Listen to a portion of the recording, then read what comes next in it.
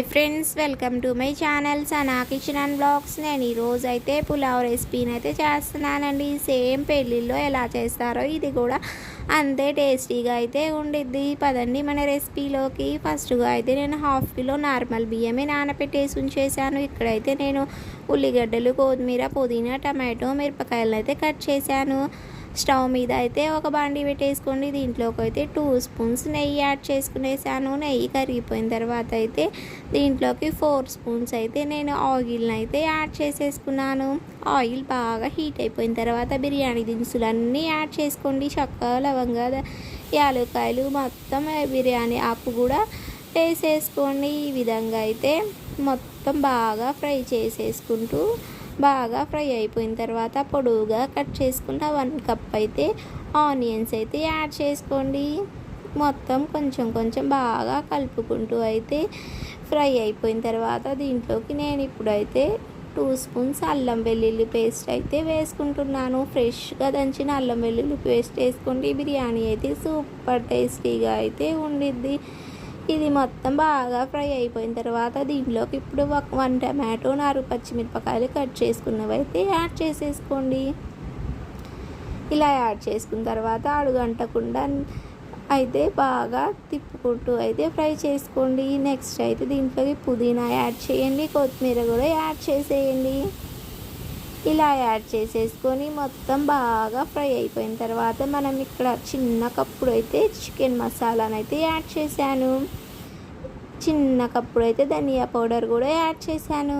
ఈ మొత్తం యాడ్ చేసేసుకున్న తర్వాత అడుగంటకుండా అయితే దగ్గరే నించొని బాగా అయితే ఈ విధంగా ఫ్రై చేసుకోండి. ఇప్పుడైతే మసాలా అంతా ఫ్రై అయిపోయింది. మనం తీసుకుంది 2 గ్లాస్, 1/2 కిలో అయితే నేను బియ్యం తీసుకుంటాను కదా. ఈ గ్లాస్తో కొలిస్తే 2 గ్లాస్ అయితే వచ్చేసింది. ఇప్పుడైతే నేను 2 గ్లాస్ కాను 3 గ్లాస్ అయితే వాటర్ వేసాను. మనం ఏ కొలత తీసుకుంటే ఆ కొలతతో 1 కప్ రైస్కి 1.5 కప్ వాటర్ అయితే పర్ఫెక్ట్గా అయితే ఉంటుంది. తర్వాత అయితే దీంట్లోకి చిన్న స్పూన్ అయితే ఉప్పు వేసుకోండి. కొబ్బరి పౌడర్ వేయాలనుకుంటే ఇప్పుడైతే యాడ్ చేసుకోండి. ఈ విధంగా బుడకలు వచ్చిందాక అయితే నీళ్ళు అయితే బాగా మసిలిపోయినప్పుడు మనం నానబెట్టుకున్న 1/2 కిలో బియ్యాన్ని అయితే దీంట్లోకి యాడ్ చేసేయండి.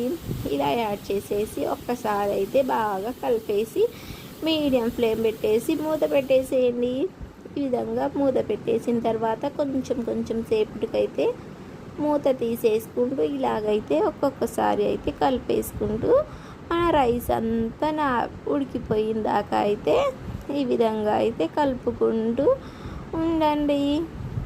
ఈ విధంగా కొంచెం మీడియం దాకా అయితే ఇది ఉడికిపోయింది. ఇంకా ఈ విధంగా నీళ్ళన్నీ ఇంకిపోయాయి కదా. ఇప్పుడైతే నేను ఒక పేపర్ని అయితే తీసుకుని ఆవిరిపోకుండా దీని మీద అయితే ఈ విధంగా అయితే వేసేసుకున్నాను. దీని మీద ఇలా ప్లేట్ వేసేసుకుని 10 మినిట్స్లో అయితే చిన్న ఫ్లేమ్ మీద అయితే పెట్టేసేయండి. ఈ విధంగా 10 మినిట్స్ తర్వాత అయితే మన చేసేసుకున్న పులావ్ రెసిపీ అయితే రెడీ అయిపోయింది. ఈ విధంగా మీరు చేశారంటే గోంగూర కాంబినేషన్ అన్న చికెన్ కాంబినేషన్లోకి ఇదైతే సూపర్ టేస్టీగా అయితే ఉండిద్ది. నేను చూపించిన విధంగా మీరు ఒక్కసారి ట్రై చేయండి. ఎప్పుడు చేసినా కూడా ఇలాగే చేసేస్తారు. నేనైతే దీని కాంబినేషన్గా అయితే చికెన్ అయితే చేసేసుకున్నాను.